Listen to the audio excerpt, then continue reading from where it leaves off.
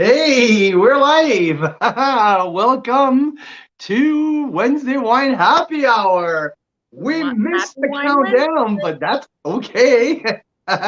See, I just saw the banner live, so let's go. Woo! Cheers. Mira, how's it going? I guess that we'll have a little We're good. Yes. different. There you go. There you go. A So little, a little bit impromptu, a no little countdown. unexpected. But welcome Unexpected. everyone. This Because is someone Carl. just knocked at the door. That's why. It's Grand Central Station here. I don't know who it is, but anyways. I don't know what Happy Wine happened. Jenny, Wednesday. who's just going in? You know? No? Happy Wine Hey. Wednesday, Carl Boucher. What are you up Happy to? Wine Wednesday. Where you go. Carl's Wine Club members, Canadian wine lovers, we are live. It's Wednesday, it's 5 o'clock, and it's Maverick Estate Week. It wouldn't be a real Maverick Week if we have not have the rosé, right? We had a Oh, lot of fun Maverick with that Rose. rosé this summer. A lot of members love that rosé, hey? Yeah, lots of members' favorites. So it just happened that we had a bottle of rosé open because Sunday we had a big party here last Sunday, and we had some rosé open. And guess what? We have magnums of rosé this week with our feature. So we're going to talk about Maverick. We're going to talk about large format. We're going to talk about Ontario Chardonnay. We're going to talk about the Canadian Wine Challenge. We're going to talk with Janik Livera. So we're going to talk with Janik in a few minutes time, and we're also going to talk about our harvest report next week. So a full show, busy, cool, because we have some good wines open, so I can't wait. So Carl's Wine Club members all over the country. I see here people are tuning in pretty quickly today. So exciting show coming up. And let's start with a little bit of French here. Un beau bonjour à tout le monde en français, partout en région, partout dans la belle province, à tous nos membres francophones, partout au pays. Coast to coast, d'un océan à l'autre, on vous souhaite un beau mercredi. C'est Wine Wednesday aujourd'hui. On reçoit Yannick Livera, qui est le gérant de la salle de dégustation de Maverick Estate Winery, parce que cette semaine, on feature Maverick pour la deuxième fois cette année. Alors, on les a eus en feature en début de janvier. C'était notre première offre de l'année. Il y a eu une réponse incroyable de tous nos membres de partout au pays. Donc, cette semaine, on offre les nouveaux vins du millésime 2020.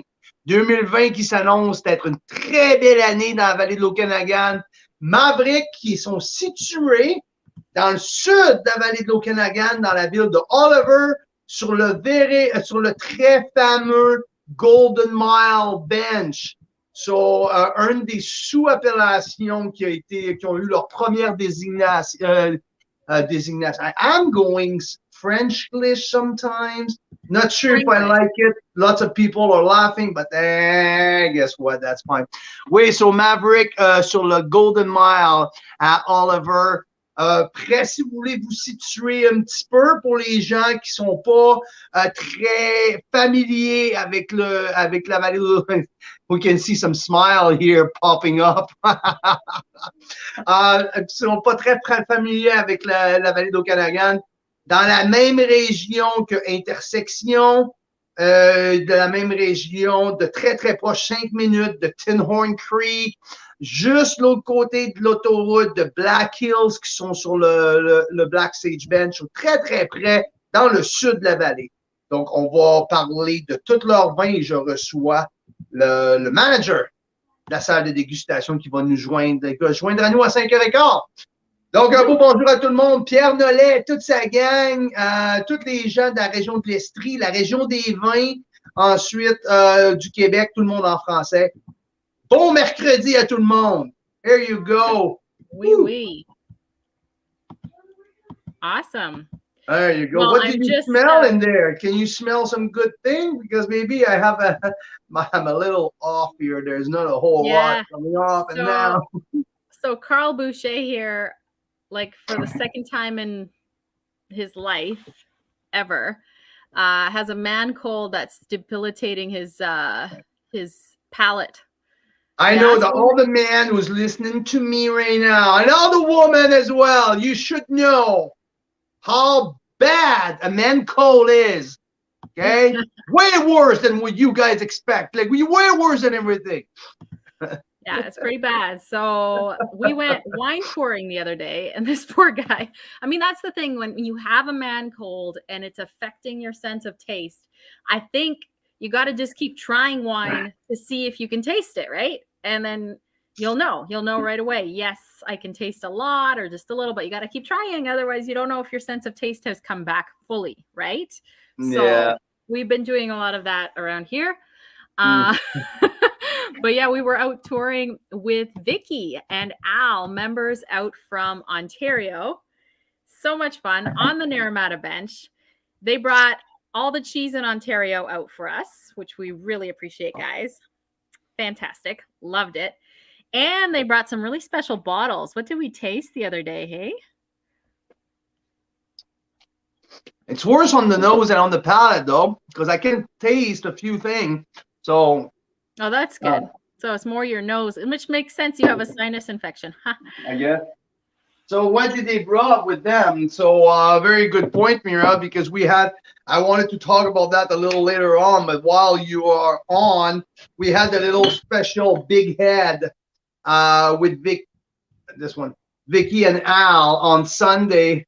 So these two bottles were pretty special. I'll tell you one thing. Let's start with Chardonnay because I don't know if you know, but if you know, if you've been with us for a while, you know how much I love Chardonnay. So Vicky brought an Al. Al is a big fan of Chardonnay as well. So they brought a 2012 big head. So absolutely fantastic. And la pièce de résistance. We had that bad boy here, that big bottle here. We you can see right there. Yeah. The 3 liters. We popped the Jeroboam of 2013 Mirage from this one here. We popped that, but we had the 2012 Petit Verdot, 100% varietal Petit Verdot. Nah, not 100%. There's a little splash of Merlot in there. But anyhow, it was absolutely freaking fantastic. So a night of wine at the Bouchers with our guests from all the way from back east with Al and Vicky, Rob Hammersley and Michelle, owner of Black Market, were here. Jan and Karen and some other wine friends. We had an epic night. Some flank steaks, some outstanding sides. It was an epic night. We cracked that bad boy here. Look out, just to give you, okay, because you can't tell sometimes how big these bottles are. So there's Karen trying to pour that double Magnum for Michelle from Black Market here, guys. And this is a 2013 Mirage from Desert Hills we had. And that is a heck of a bottle. Like, it's actually kind of hard to pour it. Yeah, right? Absolutely. Absolutely. It's 3 liters. Yeah. And and also, Rob, but we had a 1 bottle of international wine in there, 2008 Ponte Canet. So a Bordeaux, left bank of Bordeaux. We had Ponte Canet is from Pauillac. Pretty nearby Chateau Mouton Rothschild. So we had that 08 in the mix. What else did we have? We started with the Suan Staff Sparkling Rosé. It was absolutely freaking fantastic. So when people arrived, we had Suan Rosé with Maverick Rosé. That was the welcome drink. Oh, forget Mark Simpson was there, owner and winemaker, a new owner at Sonora Desert. Also owner at the Siren's Call wine. So Mark Simpson was here with his girlfriend. So yeah, that was an epic wine night. So to start, we had Suan Staff, sparkling rosé matched with Maverick. After that, we did a couple side-by-side Chardonnay where we served. When I was in Ontario, I had the chance to consult for the new project at the Niagara Custom Crush Studio, and Graham Rennie. Anyway, at the end of my consulting gig, I went to spend a little bit of time with Sue-Ann, and Sue-Ann gave me a bottle of the 2019 Alicia Chardonnay, and she said, Carl, yeah, I would like you to tell me what do you think of the Alicia, because I think that 2019 is my best Chardonnay that I've made so far. I'm like, well, she's a pretty experienced winemaker, so it means a lot. So I brought that home, and we did Alicia Chardonnay side by side with the Christine from Maverick Estate 2017. So it was a pretty exciting, and that was a request from my business partner, aka my wife. So she wanted me to do a side-by-side between the both because they're two completely opposite style of Chardonnay. So but the thing is, I loved both of them so much, so I wanted to understand, like, was there similarities? What was it? And I think it was just that they were both like super flavorful and complex.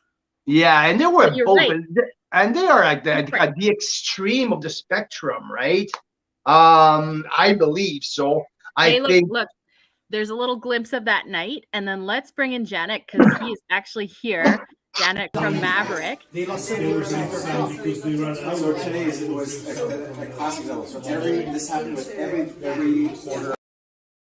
So a little glimpse into that night. It was so much fun, but highlight. Okay, I'm going to play it again for a second. See that double Magnum on the table? How majestic it looks. I just love it. Look at this thing. Because, yeah, size does matter. Because we run today's it was. What were you saying there, Carl? Size matters? Yes, because size does matter. In that case, yeah, like it was awesome. It was like, well, we've got tons of wines open, but we know for sure we're not going to run out of this one. Sometimes you open a wine and it's so freaking good and it's kind of disappointing. You had a lot of people around the table and it's gone. And like, you know, everyone gets a little bit. Well, with that double Magnum, I'm telling you, I had leftover the next day, which hardly ever happens. And it was kind of exciting. We got to taste it again. And I'm thinking maybe to make a sauce or something with it. A little bit. And you know what I've done the two, right? I filled up one of our Carl's Wine Club bottles all the way to the top. And I capped it with our rubber tip where I pumped the air out. Yeah. So I'm doing an experiment. I want to see how long this bottle is going to last now. Yeah, that's interesting. See, we were talking, we're like, would we be able to finish the double Magnum? And I'm like, if we didn't have 15 other bottles of incredible wine, we probably would have each had 1 or 2 glasses of that double Magnum. Yeah, and we also had that white Merlot from Sonora Desert. Yes. The new project from Mark Simpson. So, and that white Merlot was pretty good palate cleanser. Totally. And hopefully when we hit the 2012. Okay. Yeah. Hopefully more on that soon. Yeah. Hopefully more on that soon. Yeah. But yeah, anyway, Janik is here. Janik, the man, the myth, the legend, the only one. One of my favorite person in the whole wine industry. And you know, when you go in the south of the Okanagan, you had to go to see that man. Janik, how's it going? I demand it. Hi, everyone. I'm good. How are you? Doing great. Thanks for being here. Appreciate your time a lot, my friend.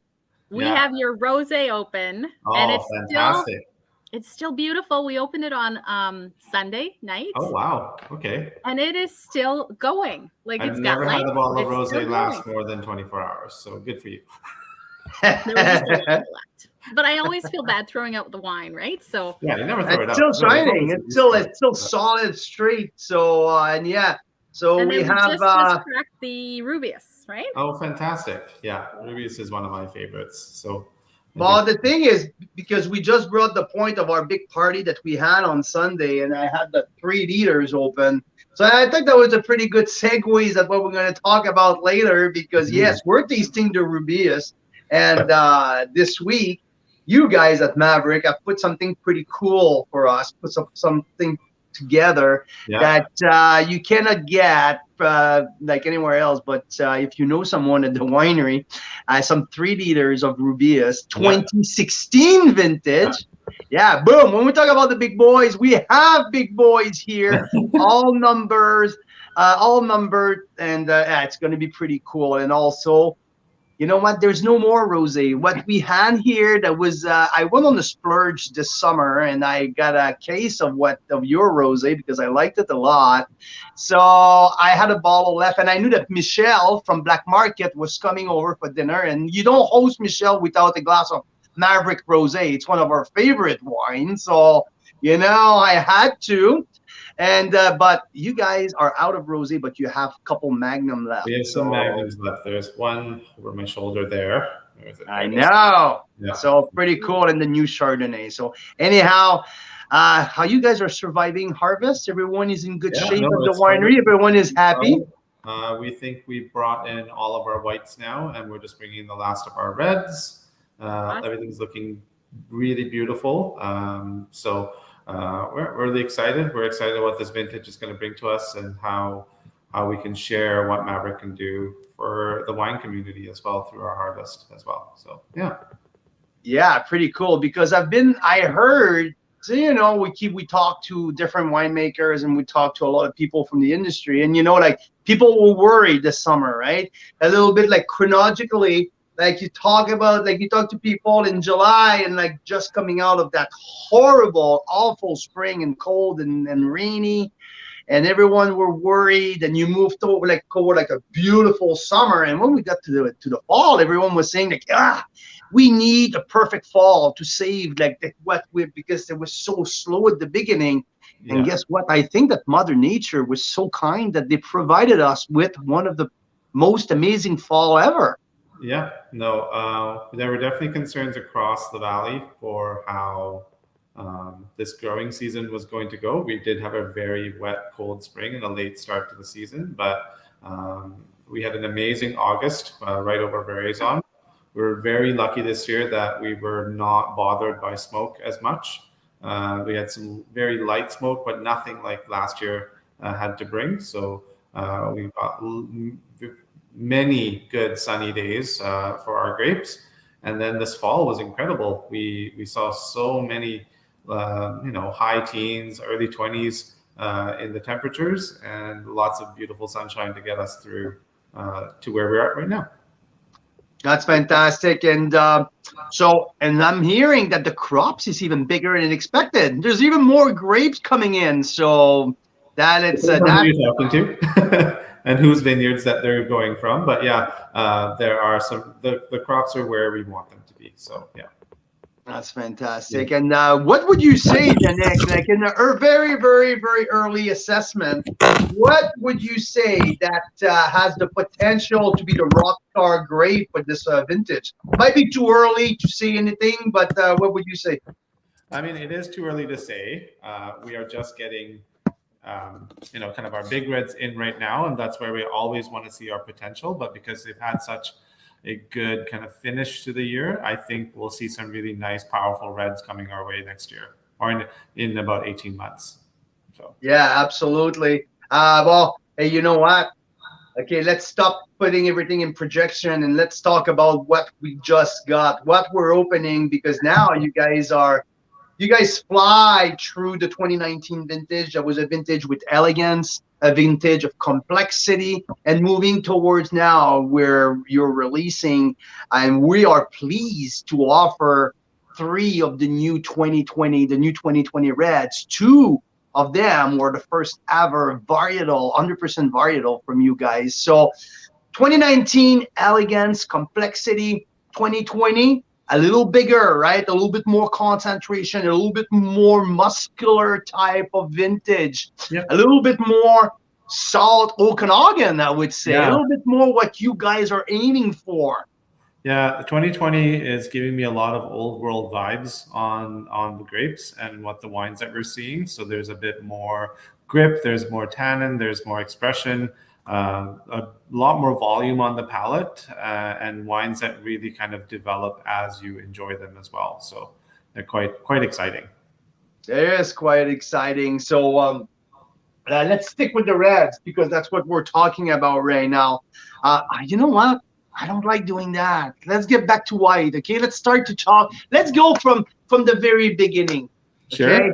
Sorry, I'm all over the place here. I get excited when I talk to you. I get all excited. I want to talk about all of your wine at the same time. Yeah. I told Mira before the show. I said you need to keep me straight. Like I get all flustered. Yeah. Okay. All right. Let's talk about the Ella. Yeah. So the Ella is non-vintage. So this is a really beautiful traditional method sparkling wine. This is one that I drink a lot of. It's just so easygoing for sparkling. It has the finesse, it has the elegance, but it has also this very relaxed nature about it. That particular vintage is Pinot Noir dominant. So it's about 80% Pinot Noir and there's 20% Chardonnay in there. And at minimum, each bottle takes about 3 years for us to get through process because of the traditional method that we're going on this one. So build the cuvee and then ferment in the bottle so we can develop the carbonation naturally, and then disgorge all the spent yeast and the lees, add a dosage, and it's ready to go. So.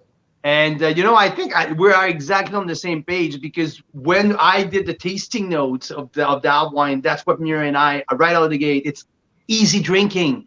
That's that nice strawberry rhubarb, but like it's not that extremely cerebral Blanc de Blanc or something zippy precision. No, it's just easy going. It's just such a festive style of traditional method. And I really like that's exactly how I start my tasting notes.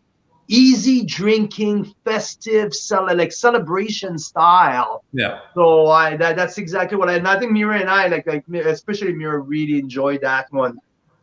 Yeah. Well, I have a big love of like oysters and scallops and macaroons. And so you have to have a good like wine to go with that, and sparkling pairs so well. So gotta have some sparkling. That's a great choice. It's a really beautiful choice for all those things you gave me, or just for drinking on its own. Yeah, but you know what I came up to? I came up with a Sunday brunch. To me, there was egg bene with smoked salmon. I was like, I want that at 10:30 on Sunday morning. and bring it on. The best part about sparkling, Janik, that I discovered is you can saber it. Yes. And I have been doing that since I first sabered a bottle this last summer, and I discovered it's actually way easier than it looks. Oh yeah. So it's a lot of fun. It's a bit of a showy thing to do. I love it. It's quite fun. Yeah. One of my favorite things. This sparkling wine is a great way. So Maverick has a small capsule of sparkling wines in our collection. So we've got 3 on the menu at the moment. So we have the non-vintage Ella, which is what your club's going to enjoy if they partake in this. We do have the next level up from that, which is the Reserve or the Family Reserve, which is vintage. Currently, it's 2014, which was, if you've been tracking BC wine, a fantastic year for all cuvée, but especially for sparkling wine in 2014 was really amazing. So we've got a really, really beautiful expression of that one. And then for those that are a little bit more serious about their sparkling and want to kind of get into the cerebral kind of thing about it, we do offer a Blanc de Blanc in Method Ancestral as well. So really quite fun stuff. And you guys have all the equipment. You have your riddling cage and you have the whole thing. We now are using a gyro sled, so we're not riddling by hand anymore. That's no. Nah, not anymore. Come on, Carl. Let's go. 2022 now. In my younger years, I tried that once for about 15 minutes and made too many mistakes that I was told to go do something else.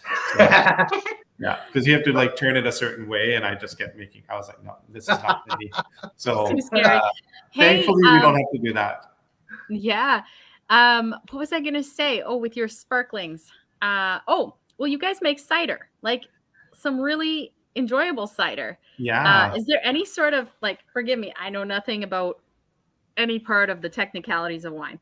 But But is there any sort of overlap, like the fact that you make cider and then with your sparkling, or is it all completely Yeah, different? one is made with apple and the other one is made with grapes. Yeah. So I know, hard to but is it overlap different these two. equipment is what I'm asking. It is different equipment because Yeah. the cider is not done in a traditional method. It's done in a frizzante. So the carbonation is added to it, and that's done using different equipment. The Ella, however, is how you would find it in Big C Champagne. This is the same methodology that they would use to develop their premier cuvées and things like that. But with us, we are able to honor that technique and tradition and offer it to our guests and our fans at a much more affordable option as well. That was my next comment, Janik. I challenge a lot of our people to go on the shelf. Doesn't matter which province you live, and try to find me a good champagne at $34.95. I challenge everyone. Send me a picture. I'm curious to see what you're going to find. They will find it, and it'll be Maverick Ella. So yeah. Awesome. Absolutely. So yeah, no, we were really excited, and that's fun because now we're starting to gear up. Next week is Halloween, and after that, guess what? We're starting to talk about Christmas right away. So Ella is being part of that pack. It's one of the options that you can put on the shelf until December, and open that up with your guests when you host a Christmas dinner. You won't be able to wait. So nah, that's true. No, you know what?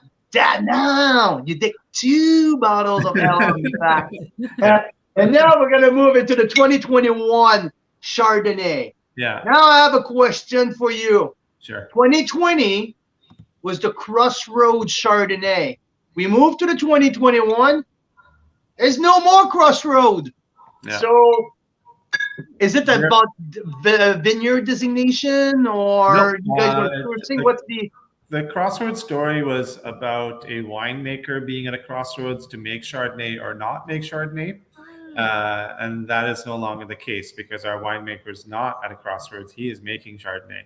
And we're making Chardonnay with a little bit more purpose this time. And Chardonnay that is a really true Okanagan expression of the fruit and a very true Maverick expression of wine as well.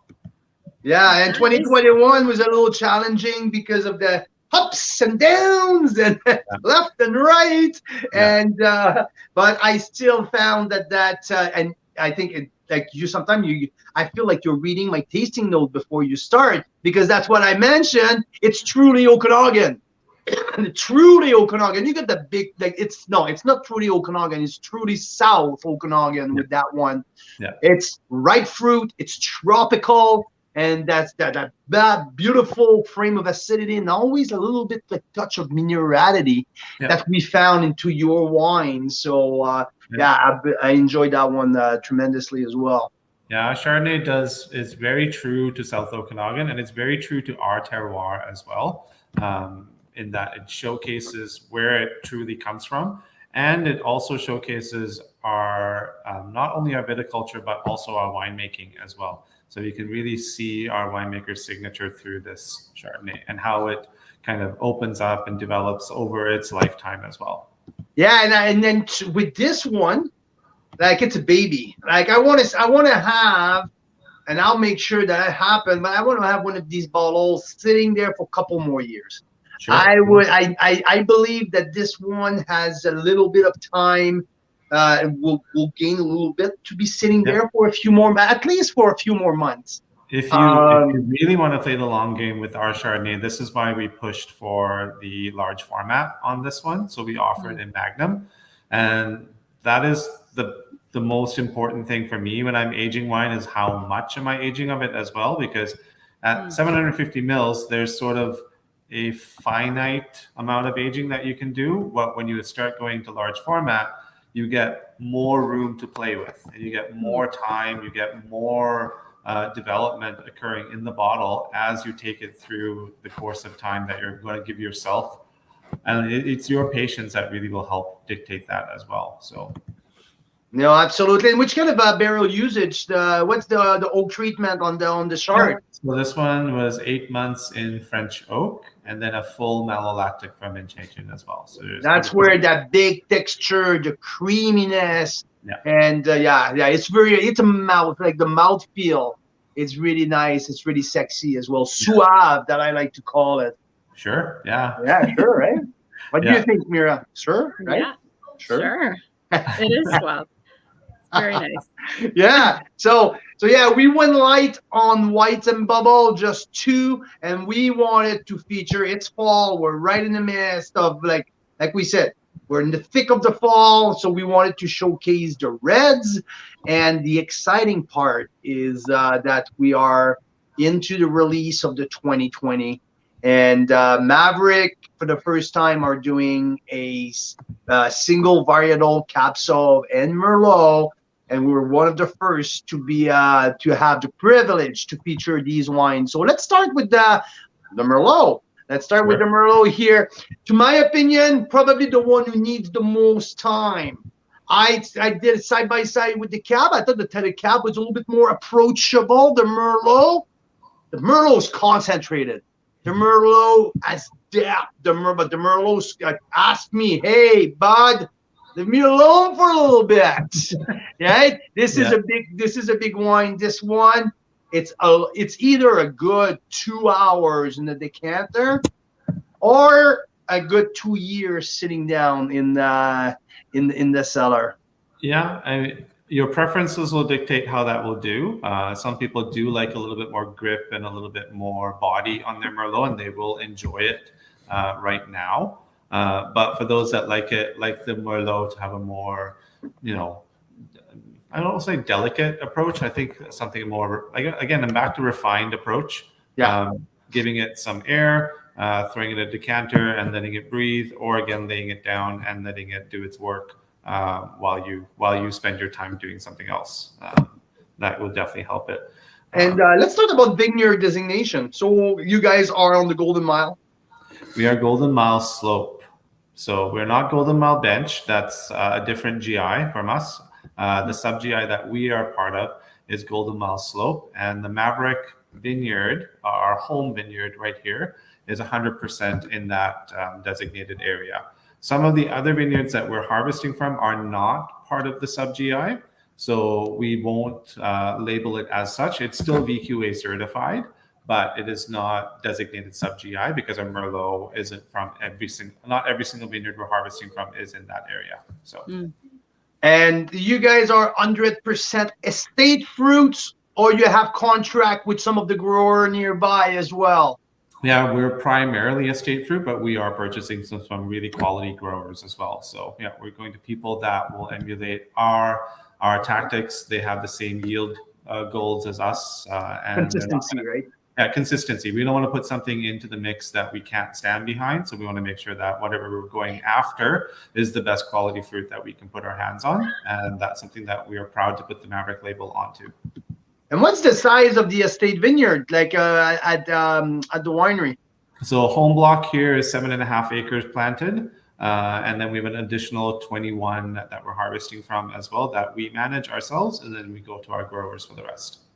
Okay, so that's a decent size. So that's why you guys are probably moving towards, or you are around the 10,000 cases production, I would say, or I'm far off in here in my numbers. A little bit off on that one. We want to reduce some of our yields in our crops. We don't want to overcrop anything and have kind of thin tasting wines. We're sitting at about 7,000 to 8,000 cases, depending on who's counting. Yeah. Nice. And at the home block, I think I know that the bush vines, the Syrah, like when you go to the winery, you can see it. It's right there, right? So home block, it's mostly reds, or the Chardonnays come from the home block. Can you help us? The home block has we've got Pinot Noir, we have Chardonnay, there's Syrah. There's two kinds of Syrah. We have a bush vine and we have our standard Syrah. We've got Sauvignon Blanc, we have Pinot Gris. There's a little tiny bit of Petit Verdot on site as well. So there's a good mix of red and white to kind of give us the head start that we had with the winery. and then we go to our secondary properties and our growers for everything else. We were there just a little earlier this summer. Woohoo! I'm pretty sure that was Pinot Noir that we stuck that a looks like peek Pinot at. grapes to me. Yeah. Yeah, right near the winery there, near the tasting. Yeah, right at the parking lot. When you park here at the winery, you're right Yeah. in front of our Pinot block. And if you ever have Provenance Pinot Noir, so if you see the two cars in that photo, to the left of that is the Pinot block. And then that's where we were. Perfect. Yeah, that's Pinot. And then on the upper bench there behind the kind of old farmhouse and the cellar is Sauvignon Blanc. And then on the very top, you see those two ridges with two little sections of vines there. Those are our bush vines up there. There we go. And Mira, can you keep the picture there? Janek, can you explain our people? Can you please leave the freaking picture? What picture? The picture, that very picture that we had. Janek, can you explain what's that little mountain in the back here? Yeah. What is the effect? Because I think and I believe that it's part of your terroir directly. That little mountain in the back has a terrific effect on your growing season and on your vineyard, correct? Yeah, so our vineyard, the way you're looking at it is looking towards the west side of the Okanagan Valley or the South Valley here.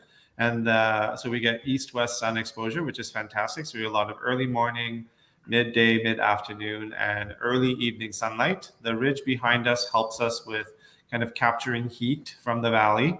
So hot air rises, so it has to go up the slope, which then allows our vineyard to kind of capture and gain some of that heat from the valley as well. And then when the sun goes to the top of that ridge, we start to get into shadow. We start with the bush vine at the very top, and we work our way down towards Pinot Noir, getting everything into shadow, which helps us kind of do very good diurnal temperatures in our valley. So we have a daytime high and a nighttime low that have an average of about 10 degrees between them. Helps with developing flavor, concentrating flavor, retaining acid. We don't over metabolize our plants so that they're not burning through their acid and just creating sugar for no good reason. It's a good amount of sugar production so that we can get you wine and not just grape juice. But we're also retaining lots of intensity, lots of flavor, color development. Veraison is quite powerful here. We see these hard green grapes go to beautiful, luscious, dark purple, and then almost black with the Pinot Noir coming through as well. Wow. Fantastic. Thank you for the explanation. Now, let's move on to the Cabernet Cab. So 100% varietal. It's that decision to go 100% Cab was vintage oriented. You're like, okay, whoa, this fruit is fantastic. We love producing a lot of Renegade. We love putting that into the Rubius, but we need that on its own. Yeah, I mean, Maverick has played with Cabernet Sauvignon and its blends probably since inception, since Renegade kind of hit the floor, and Rubius, because they both have some Cabernet Sauvignon in it. Renegade is a Cabernet Sauvignon dominant blend for the last vintage, and that keeps changing as vintages go, depending on what the grapes are doing. But to have a full Cabernet Sauvignon is really, really exciting.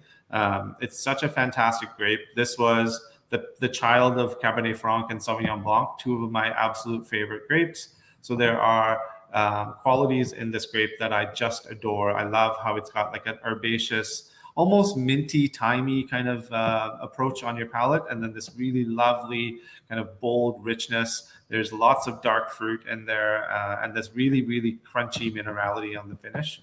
Now you just hit the key spot there. Like, that pencil shaving that you get from the left bank of Bordeaux, or when I sit down and I smell that, I get transported to my grade 1 or grade 2, where I remember like getting my pencil sharpened, right? That smell comes back right out in the glass.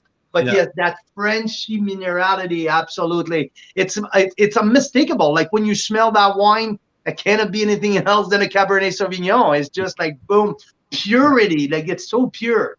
Yeah. It's a beautiful, bold expression. When we styled the bottle, we wanted to give it something that had a tribute to its homage. So it's in a traditional Bordeaux style bottle. So you look at it, you're like, yeah, this has got some old world roots to it, but it's from a new world winery that is able to kind of use some free thinking and create this wine for its consumers. So this Cabernet Sauvignon spent 18 months in French and Hungarian oak, a combination of two oaks to give the kind of richness and texture that we're looking for. The Hungarian has a little bit more grain to it, so there's a bit more exchange there to help with the tannins and the acidity, and then the French to give you the finesse and the kind of body and the oomph that we're looking for. And this is also done with an indigenous yeast ferment, so there's no commercial yeast added to this one. We wanted to really wild ferment, baby, wild ferment. Wild ferment, but wild ferment with control. We didn't want it to just run away on us. We wanted to make sure that it was successful. So that's where the winemaker steps in and says, this has to have care. It has to be at the right temperature for ferment, and really kind of build the wine in layers as we go over those 18 months. And even went through bottling and after, and we look at release date, and we're holding on. And, you know, some of us are eager to put it on the shelf because it's exciting and it's new, but then we also say, you know, this isn't going to showcase itself well. So we want to make sure that time is also taken. So we're pretty purposeful. We don't want to just run into things, but we're also excited to show and share it with you as well. Mira, I think you had something that you were burning to get into the conversation. I was on mute, but I was trying to say, even I got that this is a Cab Sauv on the nose. Remember, Carl? Yeah. So I blind tasted her, and before she tasted, she put her nose in the glass, and she said, "Oh, is it Cab Sauv?" I'm like, "Yeah." So yeah, you're getting there. You're getting there. So yeah, I thought it was really interesting, and I think you mentioned the Hungarian oak here, and what jumped at me, it was the creamy texture. It was a nice, approachable texture, and that's why when I came, I was comparing the Merlot and the Cab Sauv. I thought the Cab Sauv had a little bit more approachability, a little bit more open arm, like come and hug me. Yeah, this one, no problem. I can open that any day of the week. It's not, there's a bright acid, and I like that it's not too high in alcohol. 13, give me a Cab Sauv at 13.5. Now I'm connecting with the Frenchie. I'm connecting a little bit with the French style. And yeah, it's not overpowering. It's not something would destroy, like rip your face off. So yeah, I really like the style. Awesome. So now let's move on to the 2 of the 93 points Carl's Wine Club of the pack, because 2 93 points in one offer, it doesn't happen quite often. So we will start with one of Mira's favorite. She was part of the Bush Wine movement earlier in the year, where she went ballistic on the 2019. No, we both really enjoyed the 19, and the 2020 is just following right into the footstep with a little bit more depth, a little bit more power into it. 2020 versus 19 is just the vintage speaking. So yeah, 2020, an absolute beauty of in former Lieutenant Governor Platinum Award and 94 points Carl's Wine Club. Yeah. So boom, 2020 comes into the play, and guess what? It made my top 6. Bush Wine did it win platinum at Lieutenant Governor? I think it was Wine-A-Line, right, Jack? Wine-A-Line, it won platinum in the 2019 vintage, won in 2021. In 2014, it did get the Lieutenant Governor's Award of Excellence. Okay. So the Bush Wine Syrah has an amazing pedigree of award winning. It's always done really well, gold or above, and it has had its fair share of accolades, which I think is fantastic, because there's not a lot of Bush vines out there, and there's not a lot of Bush Wine Syrah out there either.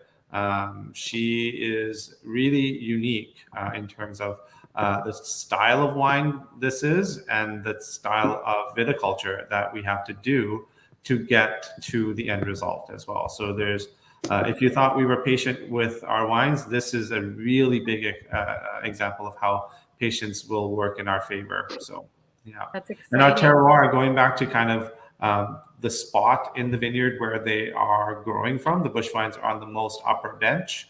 So daytime, when there's sunlight, there's nothing but heat and light coming their way to help kind of build the growth and build that intensity in the fruit.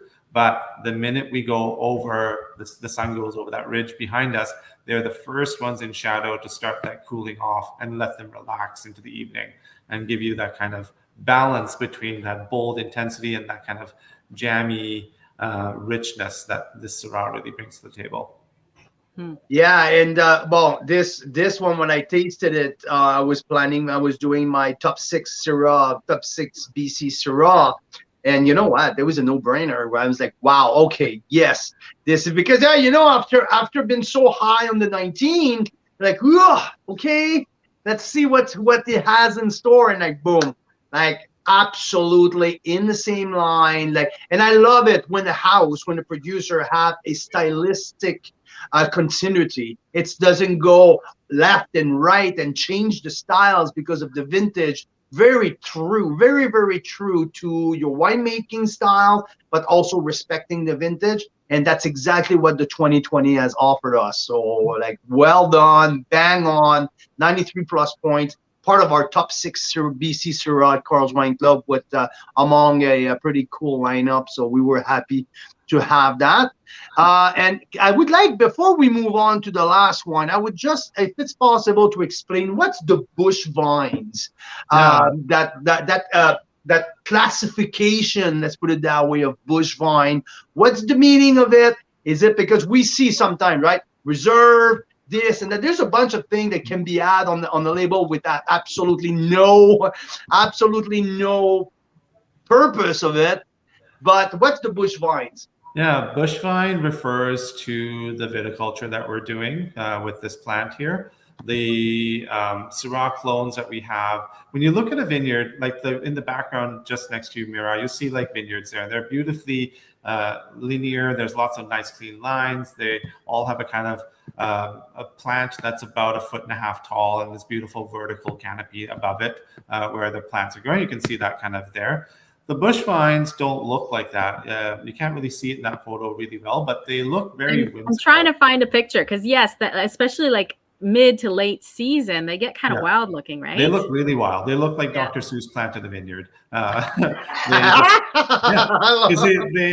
bush vine plant, we allow the vines to thrive. We let them go at their own pace. And when they get to about 6.5, 7 feet, there's a bamboo stake that's planted in the ground next to the plant, and the vines are gathered and they form a canopy above the plant, sort of like an umbrella. So it's growing the grapes. The grapes are very low to the ground, so they're kept in the coolest spot, so they can gain all their heat from the ground, essentially, not from sunlight. And the canopy keeps everything cool. There's lots of airflow, and it helps the grapes. It helps the plant absorb as much sunlight as possible. They got these big, huge leaves. They're bigger than my hands. I have very big hands. You sure do. When you shake this man's hand, you're like, whoa, what the heck is that? I'm 6'5". It's all to scale. So, but the bush vine, the leaves are massive. They've taken a lot of sunlight. They do a lot of photosynthesis, and they help develop a lot of flavor and sugar in those fruit that they're doing. But when it gets time to harvest, we have to go in by hand and de-leaf the plant and expose the Syrah to the sunlight so that we can get it to its final stage. Make sure that it's got a good amount of color development, so that we're not create something that is thin or weak. We want powerful, we want rich, but we also want elegant and balanced. So the bush vining is all about the viticulture, and the Syrah is all about the wine. Because you can bush vine other varietals as well. There's Grenache out there. You can find bush vine Gewürztraminer, but it's a very old world technique. You can find this in the northern Rhone Valley, where bush vining originated from, and where Syrah comes from as well. So it was a natural fit for the varietal. And when you look at our terroir and how we compare against old world, it was a beautiful fit to put bush vine in the location that it is. Yeah, and I think, to me, with the bush vine, I found a picture, by the way. Beautiful, yeah. There you can see go. how low the fruit is to the ground. Like the black line that you see running along the ground there, that's the irrigation line. Normally fruit is above that, but you can see with the bush vine, the fruit is quite low to the ground and kept very cool. Caitlin's working overtime tonight, sending pictures to in the show. So thanks, Caitlin. Always great to have you on. But yeah, to me, bush vine is the ultimate terroir. You know, when we talk about like letting the whole terroir speak, the things come from the bottom up, right? You mentioned it. Like it's not about the sun exposure now. Things are coming from the ground. It speak to the dirt.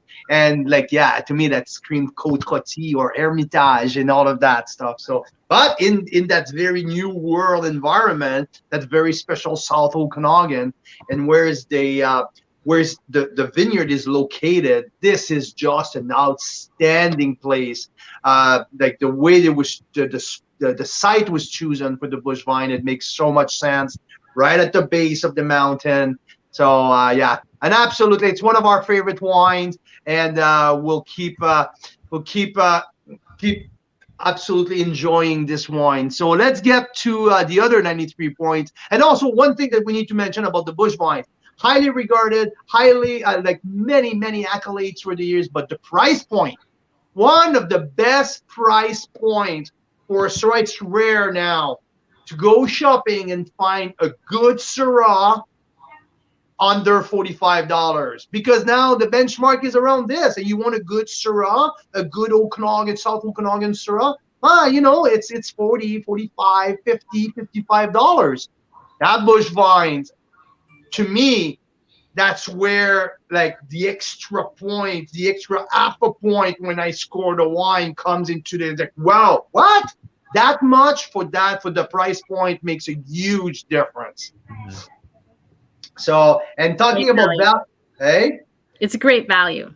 Oh, no, it's not great value. It's outstanding value. That's where, like, no, that quality of wine for that price, fantastic. So that brings me to the 2019 Rubeus, because I think, to me, you know, we often talk about value wines alert, and like sometimes I found some crazy cool stuff from Ontario at $17, $18.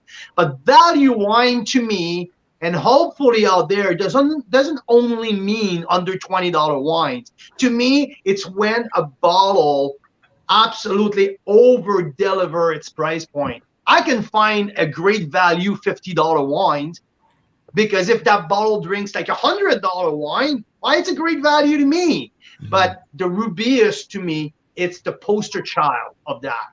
Listen, for $25, under $30 tacked in for that quality of wine, and now I'm thinking that this one is entering its prime window of drinkability. Yeah, I think in the winemaking process, it was made to be drank in an early stage, and now, oh man, this tonight absolutely is crushing my cold.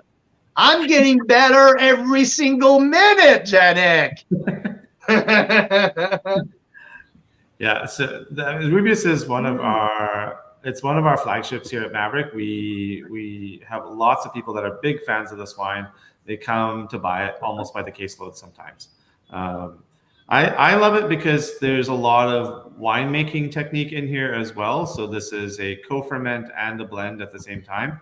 It is a wine that has just such ease in terms of personality, and it has so much versatility in terms of how you can use it, drink it, pair it. It's such a workhorse in terms of our lineup, and at a great price point. You can fill a cellar with this stuff and not break the bank. It's the kind of wine that I'm very comfortable sharing with my friends and family, because it is so easygoing, versatile, and has such broad appeal. And again, you're not baking out your wallet to make sure that your crowd is happy. So, and it's still also truly South Okanagan.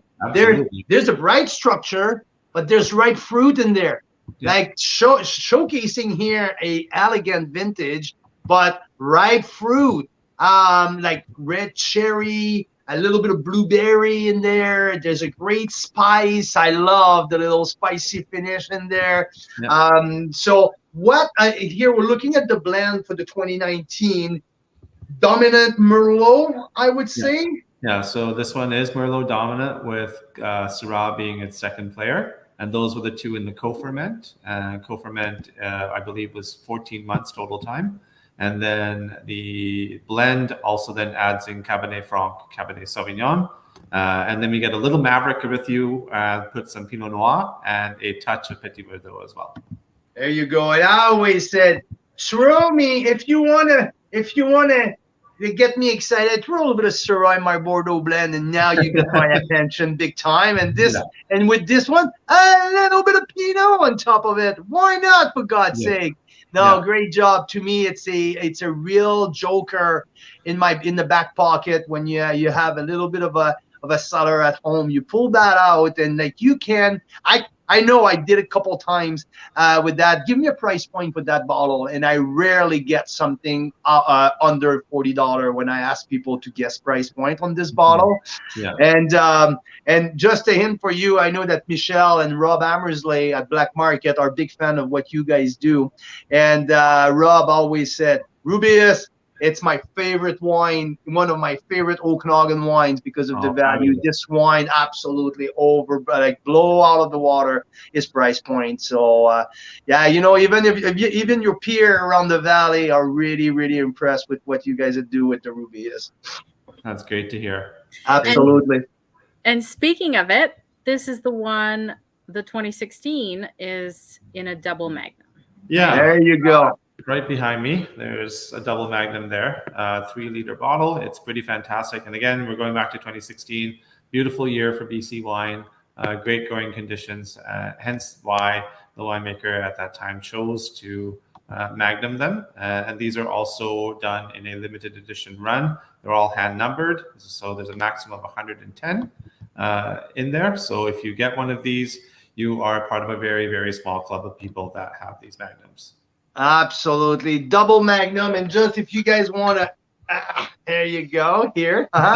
So that's a double Magnum here. So that's the size. That's the party size. A fun bottle of a very good, so well-priced wine. Versatile, perfect for the dinner table. So yeah, Janek, thank you so much. It's 6 o'clock. You're so welcome. You're very welcome. Thank you for having me. It's so generous of your time. We'll be right back with you tomorrow morning for I think you should have received the flyers today at the winery. If not, they should arrive tomorrow. But yeah, thank you so much. Very always exciting. great chatting with you. Speaking of the rosé we're having, that's the other Magnum that's available, right? Correct. So we're offering 3 add-ons to the Carl's Club this time. So we're doing the double Magnum of the Rubius from 2016, and then we have a 2021 Rosé and the 2021 Chardonnay in standard Magnum size. So all of them. And I think, and the Rosé is not available anymore in the regular size. I think you guys are sold out. Exactly, completely sold out of 750 ml. So we only have it in large format. And for those of you that do buy the rosé, they are going to be signed by our winemaker as well, so that there's something extra special about that bottle because we're really proud of that rosé. He's really proud of that rosé, so we want to make sure that you get to share in that as well. Oh, that's awesome! It's so nice when it is signed. Like you really like. We really realized this party we had this last weekend where we opened so many cellared wines, right? Going back to like 2011, you really realize like how awesome it is to cellar a wine and how much more special it makes an evening. And knowing that you can't just go out and buy that again. Like, and also but people need to know as well, when you cellar a double Magnum or Magnum, the longevity, the cellaring potential, it's like it's just a tremendous potential because of the size of the bottle. Yeah. So that 2013 here back then is just entering its prime window of drinkability. We're still a little baby. You taste that 13 and 750 mils, they might have a slight oxidation. When you get into that bigger size, boom, it was clean. It was like I'm telling you, it was still young. So fantastic. Yeah.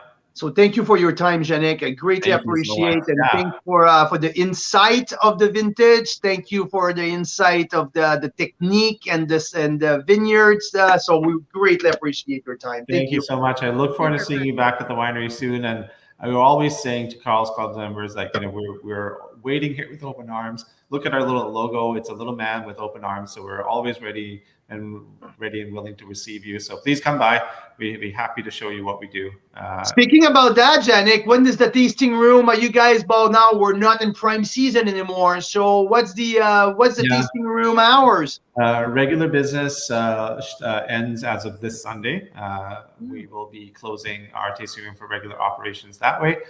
We will resume by appointment, so that means you have to give us a call ahead or email or something, back on the second week of November, which will be, or third week of November, sorry, somewhere around the 17th, from Wednesday to Friday between 11 and 4 p.m. or 12 and 4 p.m. So we're open for a smaller window for a more concentrated experience.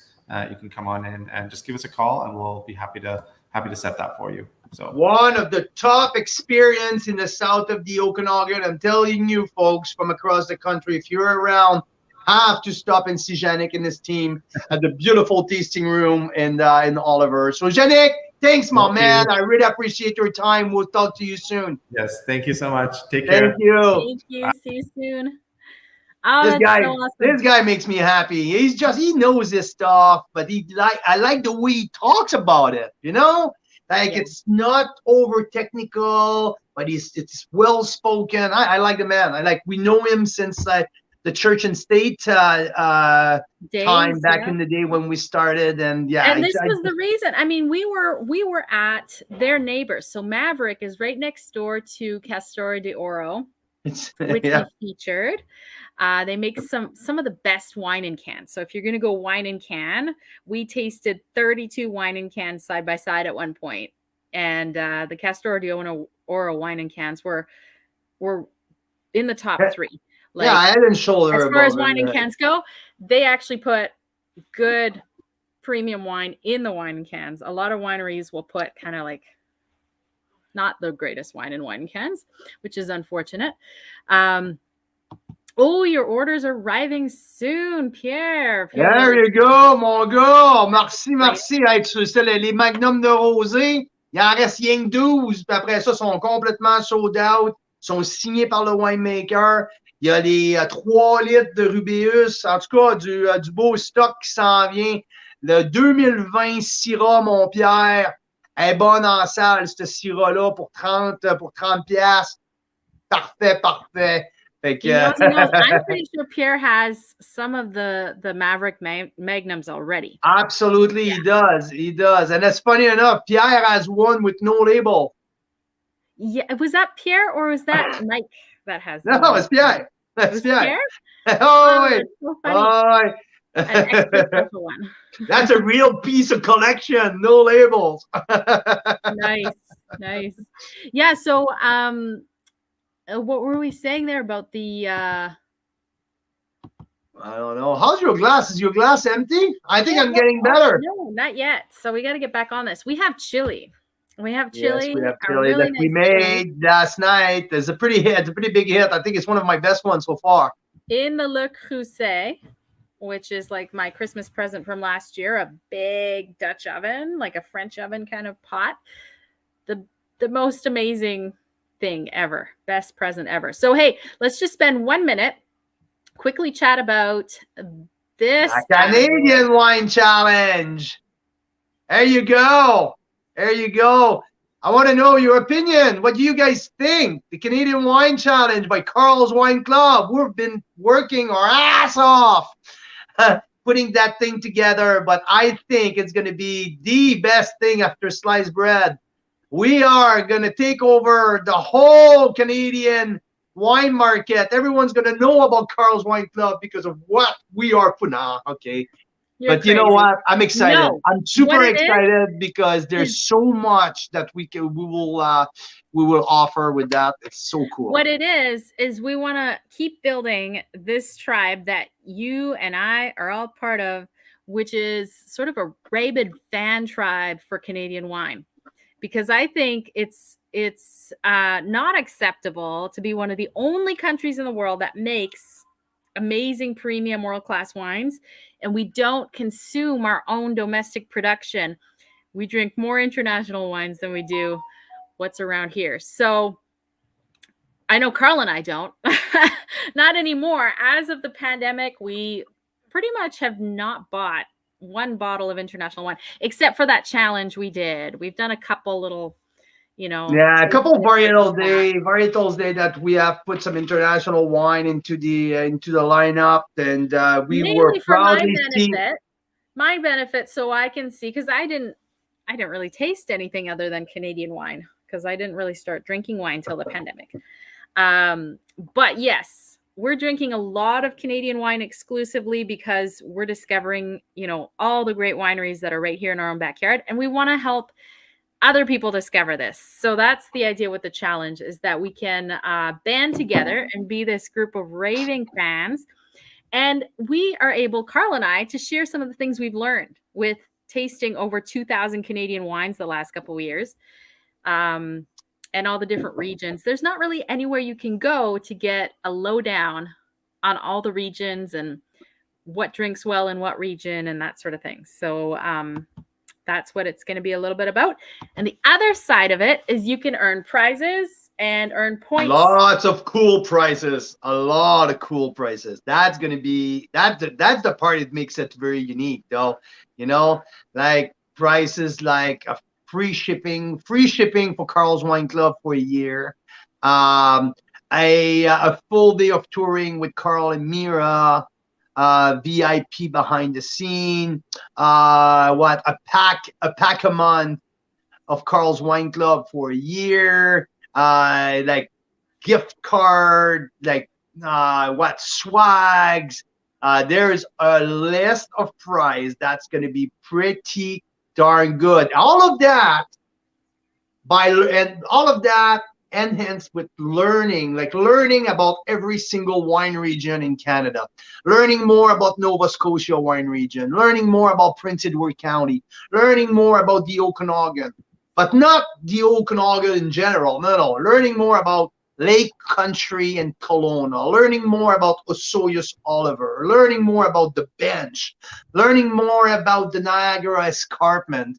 So, and let's tag that with challenges, let's build our social media with steps. That's what you guys are doing. Pictures of the wine that you're opening, tasting notes, and fun stuff like that. Watching videos that we're making, watching interviews, like exclusive interviews with winemakers. So yeah, it's gonna be shorter ones. That's the idea with the challenge. Is they're gonna be sort of short and focused little videos. What makes, I don't know, Lens wine region so different? What makes this area different? And you hear it not just from us, but also from a winemaker that's maybe been there for 30 years or what have you.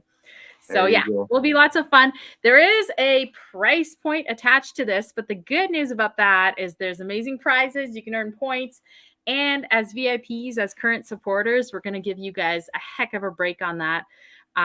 If you want to join us as one of the first challenge participants. So watch for an email sometime next week about that, and let's have some fun together. It's lots of fun. It's going to be a great journey of traveling across the country. No, teleporting across the country, back and forth, and yeah, it's going to be pretty we cool. Were like, should we go like East Coast, West Coast, West Coast, East Coast? And we're like, that gets kind of boring after a while. So why don't we just teleport to different regions? And after a while, you're starting to get a sense of the whole, right? Exactly. Let's build the leaderboard and see who's of Carl's Wine Club or one of our fanatic of Canadian wines are going to lead that challenge. It's going to be pretty cool to see. I'm excited. Caitlin, great to have you with us tonight. Thank you. Caitlin is working at the tasting room, so knowledgeable. Caitlin, we always love going down there when you're there because your passion and your knowledge of the region, your knowledge of the wines make it really, really, really fun to taste with. So if you guys are in the area, make sure to swing by in the next couple of days. The wines are open. The Chard's fantastic. The rose, no, there's no more rosé because you could maybe get one of the last few hand-signed Magnums. Yeah. Perfect for Christmas dinner. Exactly. So what's next week? Next week it's the challenge coming up, and after that, I believe that we are going to a very special collector offer. It's going to be pretty special.